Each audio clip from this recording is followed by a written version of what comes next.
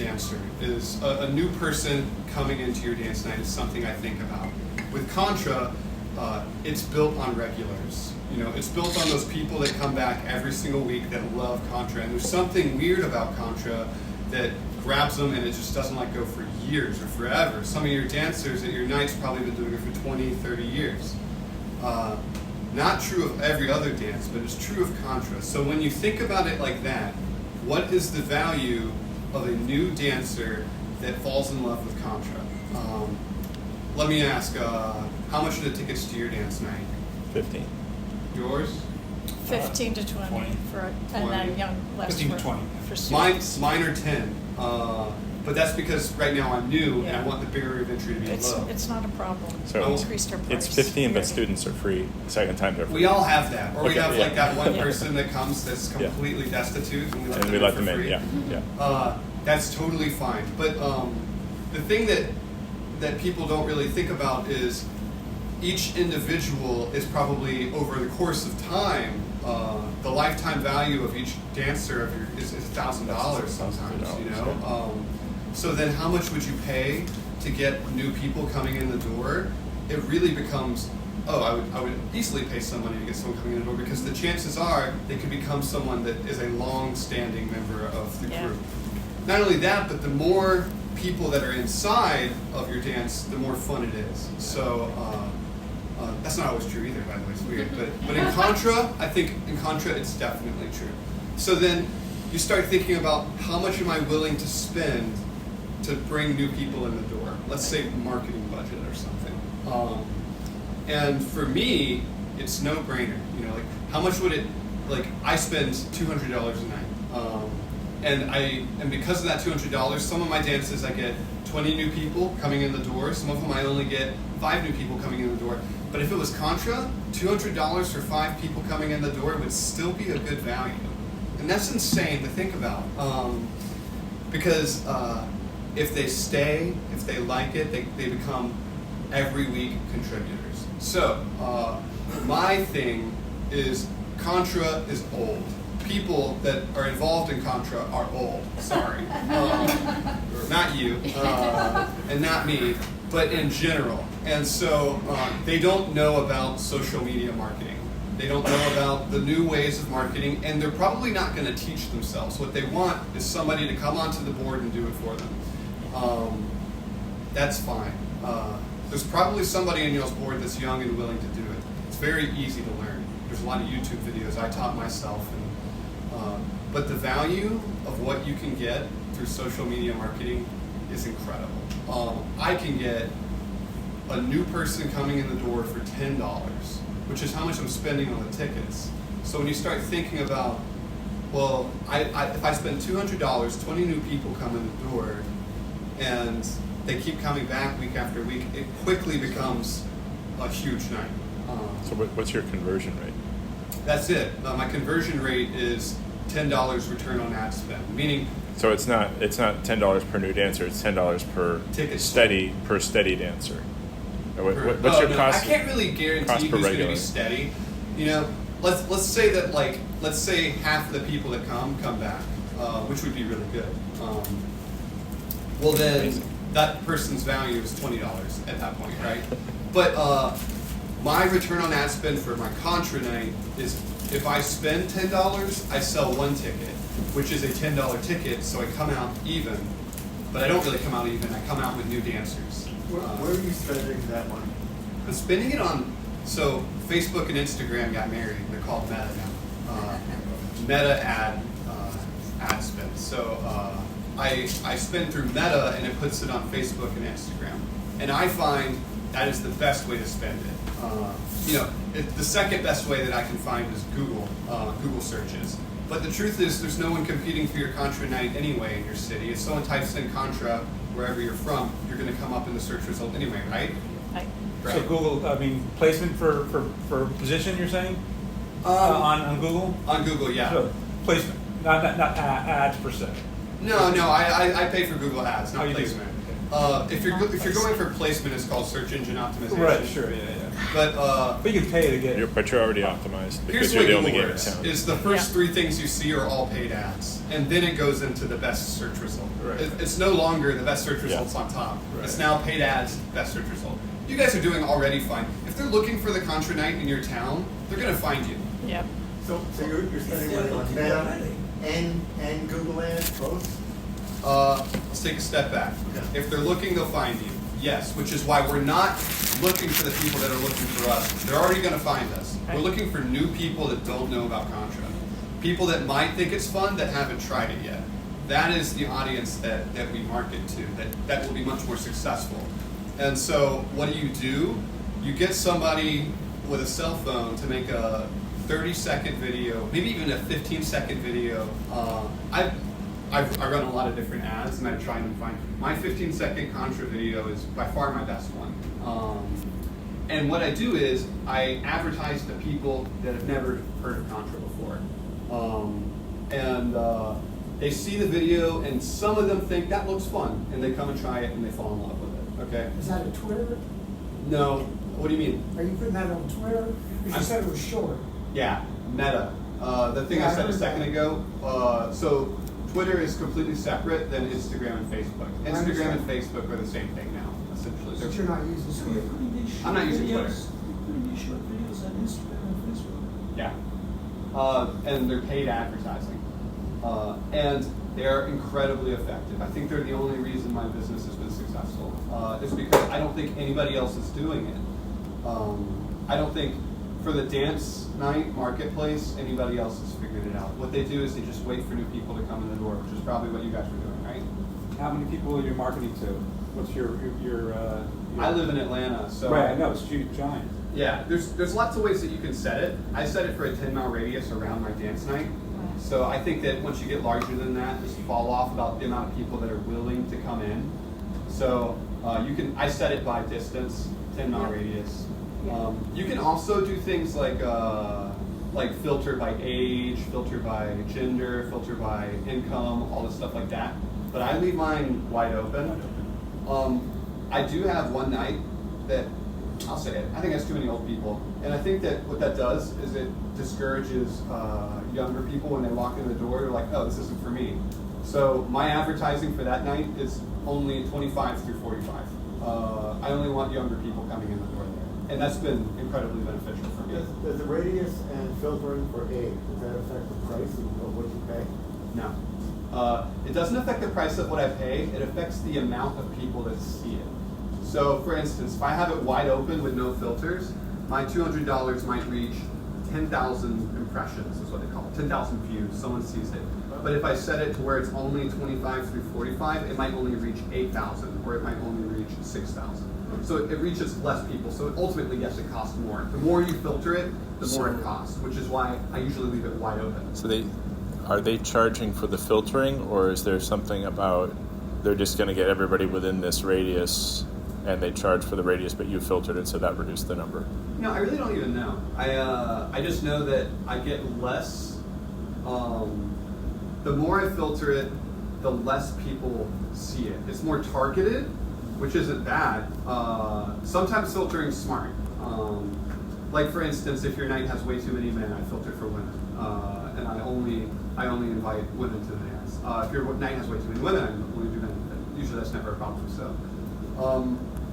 So yes, you can filter, but my advice to you is to not do it at first. To just leave it.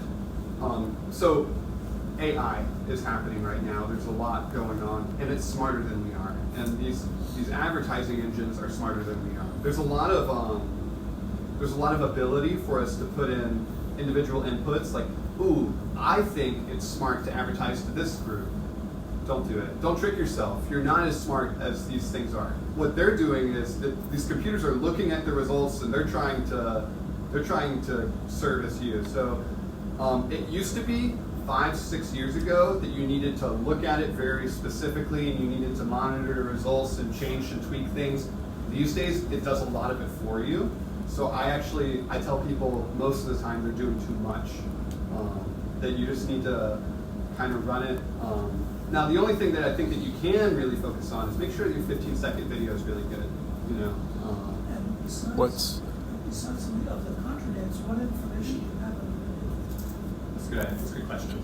I didn't hear the question. what is your landing page so we can just all look at it? Oh, yeah. If you want, I can tell you all right now. If you can pull out your phone or you can write it down. It's www. I'll get you your question. www.reframe.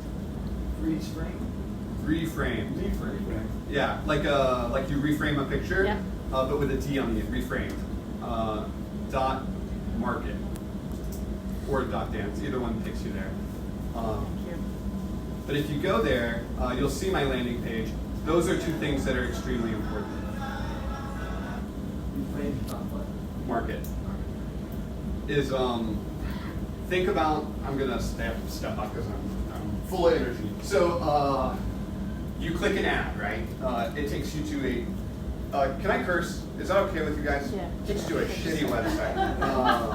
And if it takes you to a shitty website, the first thing you're gonna do is leave the website. So you need to think about what happens when they click your ad. Well, and who's clicking your ad? They see the video, they think that's cool. You need to make it as easy as possible after that for them to buy a ticket, commit themselves, find the information they need, and get there. So on the ad, what you were saying, I leave. First off, my ad has only music. It doesn't have any voiceover. It's 15 seconds. It's meant to show cool footage for them to be like, oh, that looks fun. And then at the very end of my ad, it just says contra dancing, this location, this time, and it says beginners welcome or very beginner friendly. So there's no pitch. The pitch is The just pitch is the video. The pitch is the video. There's no voice pitch. There's no voice Yeah. pitch. I find that they're sold on the video, or you're not gonna sell them on it, you know. The pitch is the fact that they see a fun video with people dancing, and they've realized that their life is missing that, and your ad hit exactly the right person, which is why I'm advertising to 10,000 people, not 10 people. It's because I'm looking for that exact person that's looking for what I'm advertising. That's what social media marketing is. It's numbers, and the chances are you'll hit somebody that's perfect if you play large numbers like that. Can I ask you a question? Yeah, actually, I was going I'm to not say. seeing any video on your. Yeah. Am I on the right page? I'm No, same. You're on the right page. The video is the ad that gets you to that page. Yeah. So these are my nights. If you'll hit the contra night, it's so. Rob, yes, question. My question is about, does the AI know about the Shopify checkout? So does it say, I did this and this person checked out, so I learned a lot? Yes. So Here we go. I have connected. That's my ad. Oh, I've never seen it. Oh, that's one of them. How do you get to it? I felt like that one sounded too much like SpongeBob SquarePants, so I don't use that. Is that sped up So purposely? The music? no. Or with dance, everything? On that. Not everything's done purposefully, and in fact, I've probably made 5 or 6 of the videos now. Contra dance. And what I do is I run them the same amount of money as the other ones, and I look at the results, and I use the ones that are most effective. It's not based on my heart which one I like the most. I find that's ineffective. I just use whatever the results work. Question, well, can we, what if we're in a small community and we really want a good quality video, but don't necessarily think that we can get one from our local dance? Can we do something like here? Would that be cheating? Or take one of somebody else's? That's absolutely not cheating, but they will show up and they'll be like, what the hell? False advertising. I do that when I start a new dance night. Let's say I start a new dance night in this location. I haven't taken any videos. There's been no one there yet, right? So my first advertising spend is always just footage I found somewhere else to get people in the door. And I think that that's a fine way to start. Because, I mean, yeah, if you got 7 people there, it's not going to work, right? And a video of a bunch of beginning contra dancers tripping over each other is not going to sell the dance. I have a lot of YouTube videos, but they're longer. They're Well- usually like a whole. Here's one thing I'll say: don't waste too much money on video editing or hiring somebody. I don't even use a video editor on my computer anymore. I do it all on my phone with free apps. Yeah. So what you need is somebody. Which ones do you like? I use iMovie. What's that? I use iMovie. iMovie's totally Yeah, fine. it's fine. It's It's Apple. It's Apple, but there's so many. If you're not Apple, though, if you're Android, what do you use? I'm not sure. There's plenty of stuff out there. I mean, simple stuff. Let me look it up. I'll tell you. I tried out all the apps. Some of them were kind of full of bullshit, like trying to get you to sign up for premiums and stuff. I do sign up for premium because I make a lot of these videos. But if it was too annoying, I deleted it and tried another one. So let me tell you which one I use. First off, it's only, I have an iPhone, sorry. So it's probably only going to work on the iPhone. And it's called, let me make sure I get the right one. I actually do most of the editing on my iPad, which has the same apps. All right, so I actually don't know the name, but it's just VN Video Editor.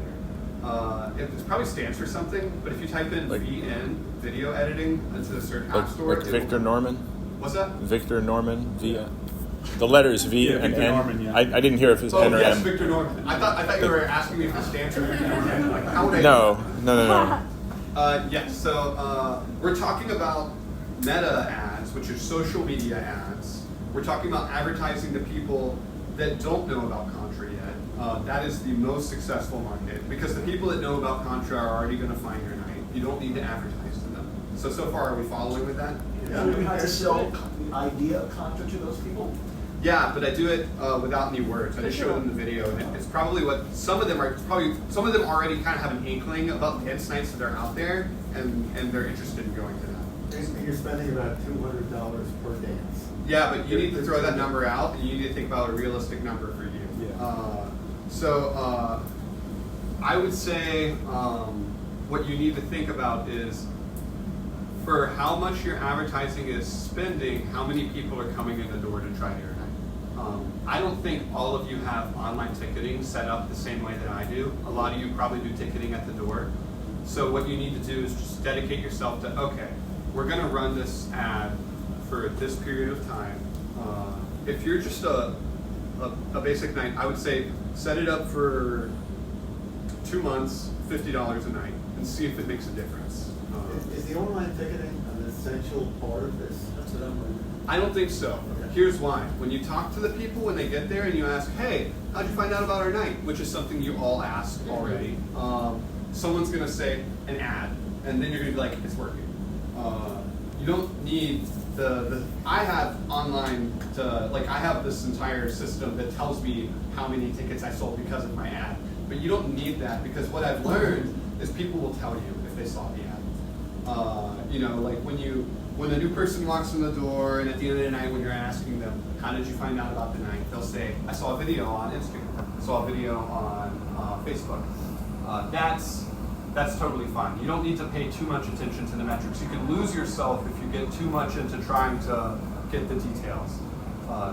Yes? What's the demographic in Facebook right now? What's the age group that most people use that? It's always shifting, so I don't even know what it is right now. It's actually like the primary demographic for Facebook is probably people that have money and are over 25, over 30 years old. Anybody younger than that doesn't really make a Facebook anymore. I don't know if you knew that. You have lots of dances that you sponsor. Yes. Who chooses Contra as opposed to the other dances? That's interesting. I'm running ads for all of them, all across Atlanta. So whoever's heart looks at that video and goes, that's the dance I want. Here's what I think. I think the people that want a wholesome dance experience choose Contra. Because I think there's nothing more wholesome than Contra. Girls that are tired of being hit on, that have been going to Latin nights for 5 years, they come to Contra night and they're like, oh my fuck. And they're like, this is perfect. And they still might get hit on by some 70-year-old man, but they don't really mind it so much because it's not really threatening. You mentioned. Thank you. I know Facebook, Instagram prefers like tall portrait videos. Yes. Facebook it can look good if they're wide. Which way do you shoot your videos? Fantastic question. As if it could be read on, 90% of my ads are read on a cell phone. not on a desktop. It does not really think about the cell phone. Do not even think about the desktop, which means long, tall videos. Yeah. And I think it's 16 by 9 is the resolution of your phone. And that's the way I do it.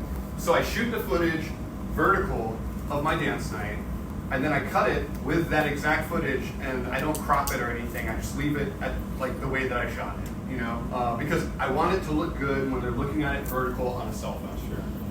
That is the market. That's a perfect question, by the way.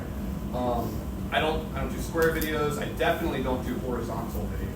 I only do vertical videos at this point. Is your footage a composition of several different, is it one part of the dance, or are you keep cutting it up into? I cut it up. So I find a song I like. My most successful one is Ed Helms' Flying 10. That song just kills. Love that song. What is it called? Flying 10. Perpetually Motion. By Perpetually Motion. But I've tried a bunch of, like you just heard that one a second ago. That was a song that I tried. And I just play the song continuously throughout the video, and no voiceover, just the song. And then I jump in and I cut the edit, like the footage in there. And usually I choose like, oh, that's a moment where the music changes or something, and then I change the footage right there. But it takes me an hour to make a video. The first one probably took me 4, but there's people out there that do it for fun. And if you're ever like really unsure, then I will do it for you for whatever is fair, I think. Just you need to be able to find the footage and make it available to me, but I can do it. I'll cut your first video. And if you're in this room right now, don't tell anybody else. I'm not trying to do that.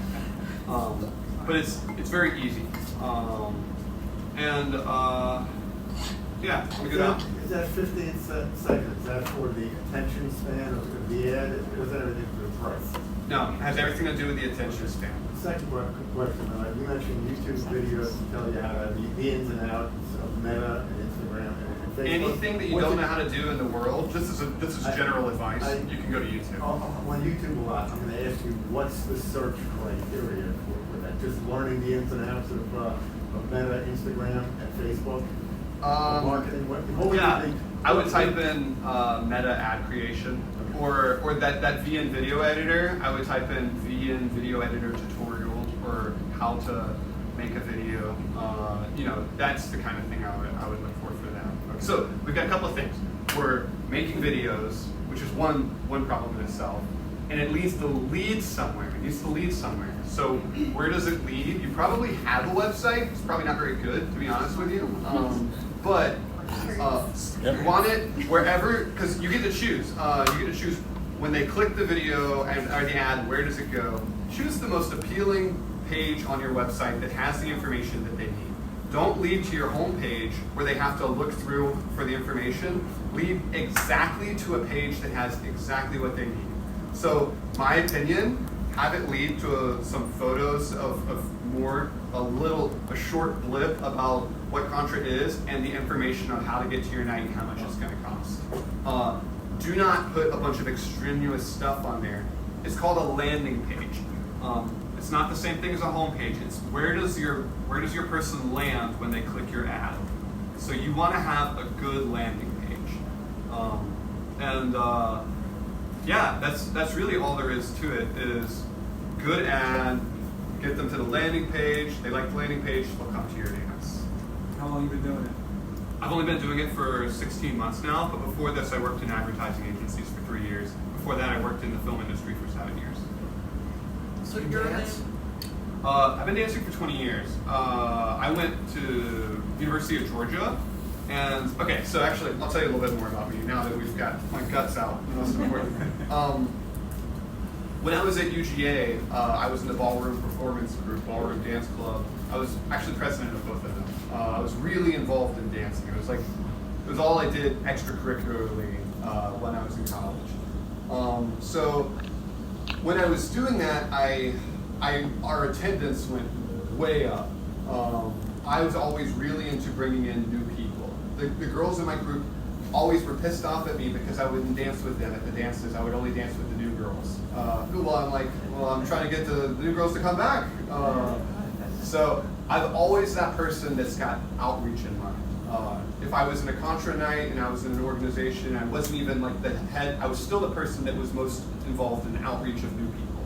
So when I was at UGA, I started teaching these Friday night dance lessons for my club to only students, and it got to be over 150 people were coming. I did that within like 3 months. Over 150 people were coming every single week, and I was teaching it on a microphone, and it was, and I did that, and I was like, wow, this is incredibly successful. And then I went and I did another career after that. I completely just stepped aside from that. And only after doing my other career where I was like, wow, I really had something with that dance thing back in college. I think people in their 30s and 40s and on would still be interested in doing that. That was when I decided to start this business. That, and I had saved up enough money that I could start.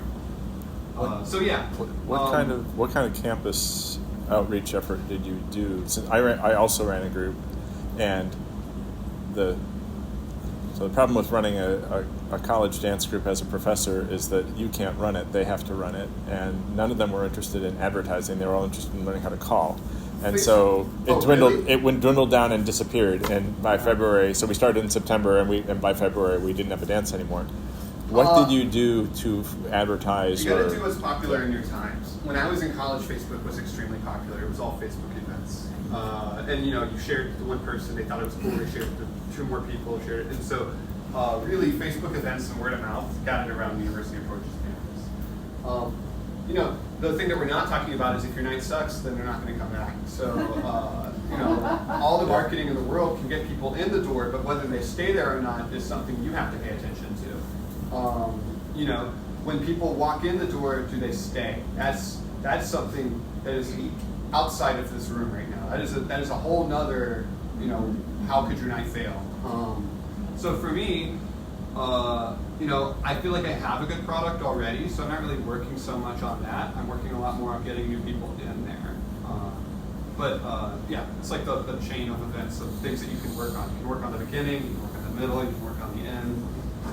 So it sounds like your landing page does not have a spiel about the caller and the band because they're new and they probably don't know. No one cares. You're just keeping it very simple. Nobody That's cares. helpful. In fact, we tend to do that thinking that means something, but oh my God, have you ever been locked in a conversation with an old person? I'm just gonna say it. Like, have you ever been like with someone that won't let you go, that's telling you all the things about contra dancing? Just say great music, right? And you're just like, holy shit, I don't want to listen exactly. to you. Don't be that person, Gotcha. Keep it.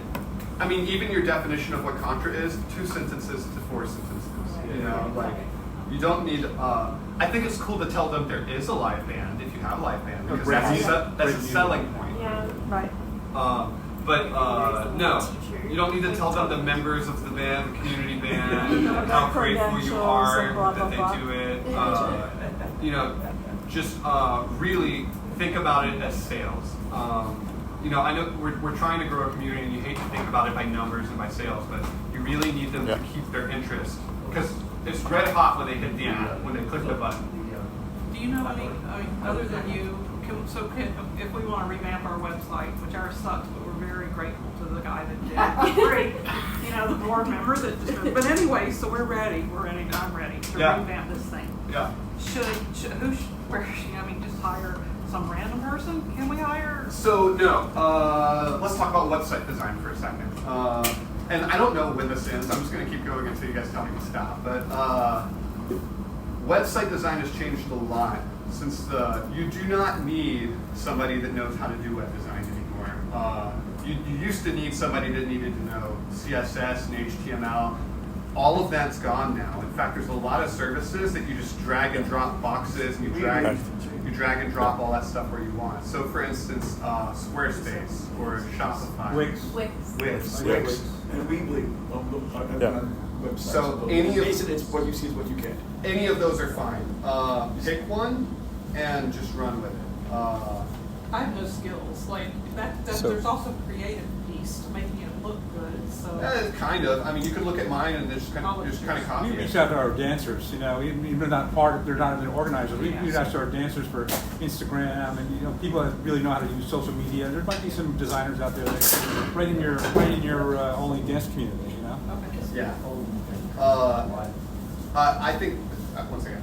I do think the website's a very easy thing to make. these days. It wasn't 10 years ago. So a lot of people are thinking they need a person who does this for a living. No, you need someone's kid who's willing to do it. Someone who's willing to do it for $50 and would be stoked to do it for $100. Yeah. Or they might do it for free. That's fine. But yeah, just look at my site and try and copy it. It's incredibly stripped down. Like I do not have extraneous information. It's clean. It's very simple. That's what you need to do. What was your question? Location. You've got a pretty location. I do. I worked very hard to get that. Get what? I have a pretty location. Oh, pretty location. Yes. Venue. Venue. Which is Place to dance. Yeah, the hall. which this here? You're saying? No, I'm not here. I'm in another spot. I don't know it, so I don't. I'm at another spot. I'm at another spot in town. That kind of falls into have a good dance night, and outside of this class night. But I will say it helps me with marketing when I have a pretty location and content like that. I do think if you don't have a good spot, if you don't have 20 regulars, then take a step back and close your night and start thinking about how can I open up with a bang and get everybody there all at once? Because you don't want to die slowly with 11 people one week and 9 people the next week. What will happen is you'll tire those people out and they'll hate it. And they won't trust you anymore to put something together again. So if you're in a situation where your night is completely dying like that, close it, keep all their emails, keep in touch with them and say, hey, we're going to try and do it once a month instead of once a week. Or we're going to try and do it once a season and build while maintaining their trust and not trying to, don't force too much contra on people that don't want to do it. And if it's dying, be honest with yourself and don't lose what you already have, which is the customers that already are coming. That's my opinion. Contra needs at least, I would say at least 20, but at least 30 people for it to even be fun and worth doing. Yes. Oh, sorry. Well, I was thinking our group has enough money where I was thinking of Floyd hiring a marketing company. Uh-huh. And this sounds doable, but we might not be able to do that. Yeah. So I would say never hire a marketing company. Okay. You'll lose your ass that way. Hire a marketing individual. Somebody who's made a website before and is willing to do it for you. You mean like you? Like me. I'm not looking to become a marketing individual professionally, but if you go to a marketing company, they're gonna string you along and they're gonna spend a lot. A marketing like me to make you a website, me thinking right now, a fair number for me to make you a landing page for just your contra night, I would do it for $200. If you were to go to a marketing company, it would be $2,000. And then they would be like, hey, we're gonna run your ads for you. You just give us the money, and so go to somebody you trust that will just one-time payment, set it up for you. But then the thing is, you need someone that's gonna in your community that's gonna maintain it afterwards. So yes. Have you ever run a techno contra at all? Yeah, I only we got rid of our bands. I thought it was too much hassle and too expensive actually. So yes, I did Daft Punk Around the World at my last dance. It was incredibly popular. Yes. Yeah, we're marketing one for next May. We have a lot of colleges around us up there, and It'll be a first. It'll be the first. And we love the techno contras at the festivals we go to, but we're afraid. I'm afraid a little bit about alienating the older crowd for the sake of our once a month dance that we're going to insert a techno in there, and not sure, but we got to try it. I think a lot of nights are dying because they're afraid of alienating the older crowd, and the older crowd, without knowing it, is killing their night. Because they want it to be very traditional because they've been doing it for 30 years. They don't want to call someone a lead and a follow. It's a man and a woman. That's the way it should be. So you have to alienate the older folks, or they will kill your night. I'm going to call you out on that. You have ages, and you know what? Actually, in our group, which is multi-generational, I'll tell you what my experience is. the young female dancers will come in and kind of learn to dance with me or other older folks, and then they go off and dance with folks that are more their age. So I'm okay with that role. Yeah. I'm okay with that. Well, I think the techno-contra for us is really to start getting younger people to come in and get them a taste of what, something that's fun to bring them in. We have the same thing. We have young and old, and we do it all. You can't really do it without all of them, really. But we really think techno-contra is a terrible way to try and get new people. Oh, you to do? come to your dance. I think it's a fun way to mix it up for people that are already into contra. Okay. No one who is on the fence about going to contra is gonna come to a if it's techno. Interesting. It's just a fun way to mix it up with the people that already like contra. So I don't think it's a viable way to get new people. I think we're doing it because we like it. We're just trying to we want to get people. And that's a great reason. You know. Thank you. Now I do want to say ageism. I think that the older community is a key part of contra also. And I run a very non-traditional dance night. But I understand also that the biggest night in my town is the one that has the live music, is the one that has the callers that have been doing it for 35 years, is the one that has the people in there that have been dancing for 30 years. But I still stand by what I said about those people love their contra, and they're your most dedicated people that are going to come to your night every single week. You don't want to alienate them. But also, if you let them run your night, then it's never going to change. And contra is changing, I think. It has to change. And so you have to have someone that's going to push it forward to make it relevant for a new audience also. If you actively want to attract young people to your dance, you need to have a majority of young people doing the program on your board, right? Because the things that they're going to do, the way they're going to advertise, the format that they put forward is not going to be the one that we all think of, right? We know what a contra dance looks like, and the young people at my dance want long breaks between songs to socialize. They want to have swing tunes and salsa mixed in occasionally with contra dances. They have no interest in a square dance. They have no interest in a waltz. Okay, those ideas would never come up unless we had a bunch of them doing the organization. Yeah, what you just talked about, and what I think another thing that contra suffers from, but this is my personal opinion, and keep in mind I got here 30 minutes late when I say this. There's too much democracy in contra. In terms of people running it, I think it slows things down and things don't get done. You meet, and people, they make excuses like, oh, we can't decide on that until we have a meeting of all of us together. And so you wait 3 weeks and you get together and it still doesn't get done in the meeting. No one decides really who's going to do it. I think there's too much democracy in the administration of contra. And there's not enough people that are just going to be like, okay, I'll make the website. I'll do the thing. And there's not enough strict delegation at the top. There's too many people that want to help, but then they don't want to do the website. They only want to do this. And then there's too many people that are scared of stepping on somebody's feelings. And then nothing gets done. So one of the reasons why I think my night is being very successful very quickly is because I am the person that makes all of the administrative decisions. If anybody helps me, it's because I've delegated it to them. I don't even have a board. But my night's only a year old. It's not that successful yet. It's successful. But if I do this next year, I hope that I have over 100 people. That way I can, not in here, but I mean at my night, so that I can be like, okay, this works. Yes. Talk about the metrics. You've gone from like 0 people coming, 0 dances, 0 people coming, to how many people coming, how many nights? So we started out with a boom because we initially tied it in with the other community in town. We advertised on their email service. They helped us tremendously in getting started.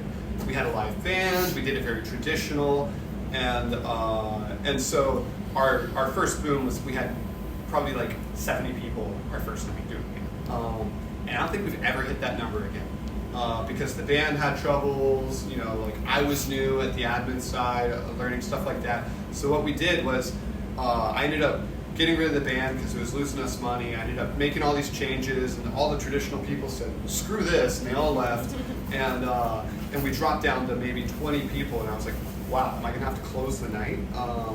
And then I decided, no, I'm gonna do it the way I wanna do it, and I'm gonna ask to no longer be on the email list for the other night. I'm gonna build a new community my way. We already had like a fair bit of regulars coming in, enough that I wasn't, like, they were willing to build it with me. And now I think that we're up to like 30 to 45 people every single weekend. So we started with I'm gonna ratchet it down. I'm gonna say you have 20 regulars, and that's after 1 year.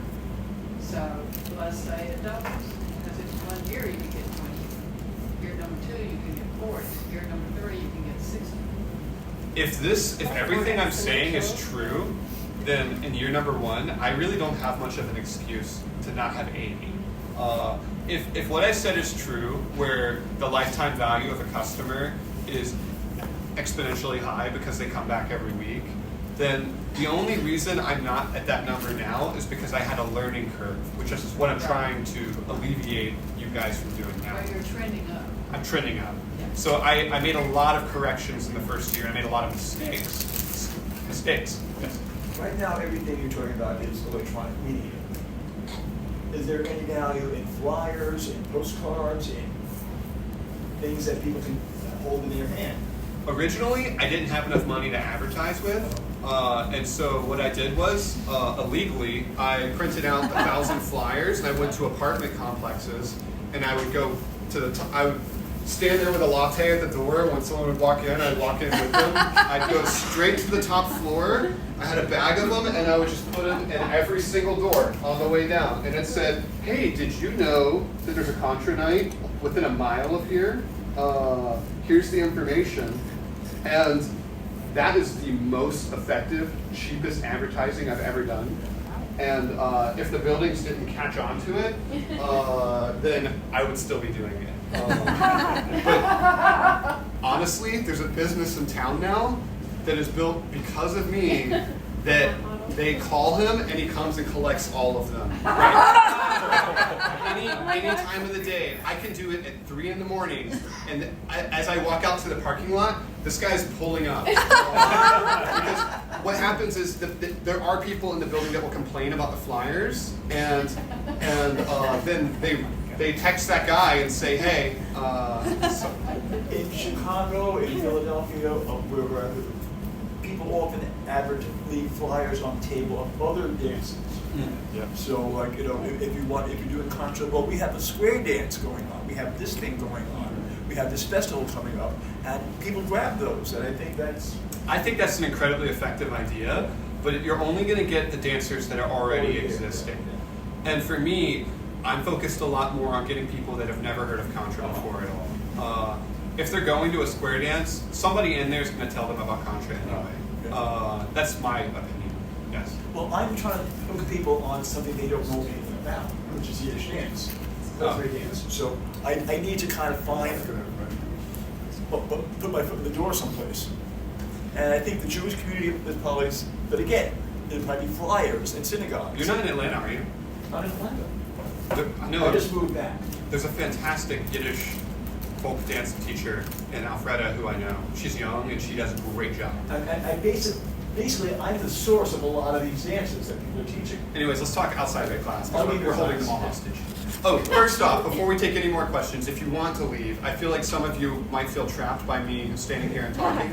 So if you do want to leave, feel free to step out at any time. I think I've already run over my time. But I'm going to stay until the last person's done talking to me. When we first started out, we would send notices to all the churches in town. And we did get some people that way. I think that's a fantastic idea, but you have to think who's going to come from that. I don't know. That's your call. If you're looking for anybody, yes. There is. We got older people. There was 1 year where we got through that a whole bunch of homeschoolers. Oh, that'd be incredible. You know, but of course, they left there for a while. Well, that comes down to your night has to be great to capture them. Right? No, it's not that they left bands, they left town. Oh, yeah. Newspapers and Give me your hand out magazines like what's happening in Atlanta. bunch of those. I try to appeal to those, but the truth is they write about whatever they want to write about. And I think it is. you can. I haven't found it to be effective. Okay, that's good to know. Because especially when someone comes to me and says, "Hey, we have a circulation of 30,000 people. Do you want?" Like, no. I would rather spend that money on social media marketing. That is by far the most effective route I found to spend my money advertising. Does your landing page have an email sign up on it? Yes, but also anybody who buys a ticket, I get their email that way. Yeah, we don't Right. sell tickets. Yeah. So email retention is incredibly important, which is one of the number one reasons why I'll say you need to sell your tickets online, because they're not going to write it down on the email page that you put at the, some of them might, at the door. And I don't have a good way of keeping people's emails. I get people and then I lose their emails. So I need something. Yeah, So- that's on you, man. Make an Excel sheet. Constant contact. There's a couple of different services, Constant Contact, SurveyMonkey, that will run your email list for you, and you should use them and you should pay for them for a couple reasons. One of which, there's legal compliance that you have to have the opt-out link at the bottom, and they will just do that. Also, it is a pain in the tuchus to be entering emails manually after every single dance, and this person has to be taken off, and then they said to be put on again, and but then they said they don't. Just let the system do it for you. You give them a link. Absolutely right. You just give them a link to our SurveyMonkey thing where they enter their info, and then they get a link that they can also use to unsubscribe, and it's You done need to with. use an app or a service that does it for you. And if you have a website, there's usually add-ons like apps or something that you can add, like Wix, for instance. I'm sure that there's people competing to be the #1 email service for Wix. So you just type in Wix, whatever your service is, emails, add-ons, and it'll find it on Google. But he's right. If you don't have compliance, the first time someone marks it as spam, you'll never get another person reading your email. It'll go straight to everybody's junk box. So you really need, when you send out these emails, to make sure you're doing it in a way that you're not sending it to people that are annoyed with you, because there's a trust ranking associated with the email that sends these things out. And if enough people put your thing in the spam, then your ranking plummets and it starts going to people's spam folders. And it doesn't even get to their inbox anymore. So do not, in today's world, do not send out emails to people you don't know about your dance night. It's a terrible idea. Are you using Shopify to manage your email list? I'm using Shopify, and the reason I use it is the same reason I have an iPhone. It's the most popular one, and there's 1,000 people competing to be the #1 app for the email thing. It's because you don't want to use the new cool or the new interesting one. You want to use technology that's already understood and very popular. And you don't want to. You want something that's not going to go away next year. You want something that you're gonna learn it, and the investment was worthwhile. You can do it for 10 more years on that service. So I use Shopify to sell my tickets because it's the most popular one. That's why I do it. Let me see if I have anything else that I can add real quick. Switch to online ticketing if you don't do it already. They don't have to. You can sell tickets at the door, but if you're going to be making a landing page, you might as well have ticket sales on your website anyway. So that's future-proofing your night, making it something that's going to work in the next generation. Doesn't the AI learn much faster if it actually knows who actually bought a ticket? Yeah. So in my case, it does, but that's pretty advanced stuff. Once you start connecting your website to your meta ads and stuff like that, like that took me 10 hours to figure out how to get good at that. Of YouTube videos, watching and figuring out how to. I thought your ad went to Shopify. No, my ad goes to people who are scrolling on their cell phones. No, I know, but once they click on it, don't they go to Shopify to buy a ticket? It does, but Shopify does not have any communication with the Meta thing. You see, so Meta only knows that they click, not if they pay. I had to figure out how to make them communicate with each other. Because they're two individual businesses that don't really care about each other that much. Wow.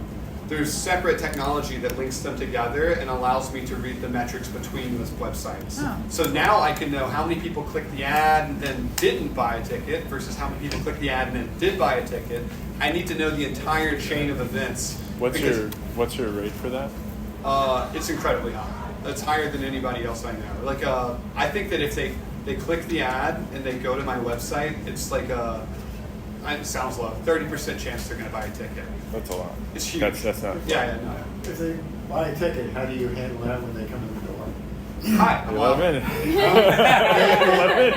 You sell tickets at the door too. Yeah, so I could print out the list and read the names, but I'm right now, I just think more people is better. Yeah. If someone comes in and says they bought a ticket, Okay, so then I'm just like, say- well, I'm glad you're here. I'll check that later, I suppose. If it's somebody, because I'm doing the data, I'm reading the website. If someone's been coming 3 weeks in a row and I've dedicated their memory and I notice they're not buying tickets, I'll confront them. But in the beginning, you just want as many people as possible in there. So you don't tell everybody that because then the people that are buying tickets will get angry. But yeah, I'm essentially right now, I'm just working on trust that people are buying the tickets. I have a page that says, "Did you buy your ticket?" When they're getting their name tags. So I don't know. Eventually, I will start checking attendance to make sure that they're paying. What's your opinion on first time free? I think that's actually a really good idea. I've been thinking a lot about that. So my nights that are free I could over-advertise for them. I have problems with spending too much money getting too many new people in there at once. And then too many new people is its own problem. So when a night is free, a lot more people respond to the ad, no doubt. But if you have a regular session, but I usually say if you come, your first lesson is free, your first session is free. Just to kind of get them in the door. Yeah. It's a free cookie concept.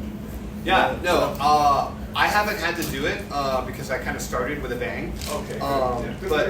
But I think it's a good idea. There's something about you don't want to come off desperate, and you also you want to have you want to make money. Like for instance, I have operational costs where I know I have to pay the building. Some people know they have to pay the band, and they have a number in their head for how much they have to make in one night. So if you get to a point where you can quit giving it away for free, I think you should. But something I've been thinking about lately is making the first day of my months free for everyone, and then raising the tickets on the other days to 15. So that would essentially, I'd still be making the same amount of money, but I would have one day per month that was absolutely free, and that would be the one I'd pour all my advertising into, because there'd be a lot more new people coming to the free one to try it out. But yeah, I don't know. I think that if you're looking for somebody that's going to be a sustainable member, $10 shouldn't be a lot to them anyway. Don't advertise to college kids. They don't have money. So I'm getting the feeling a lot of y'all want to go. Feel free to exit this if you want. I'll still hang out a little bit longer. Can I get your number and name? Hell yeah. Can I give you my card? Yeah, if you have something I could write with. I came here without any of that. I'm going to my phone directly.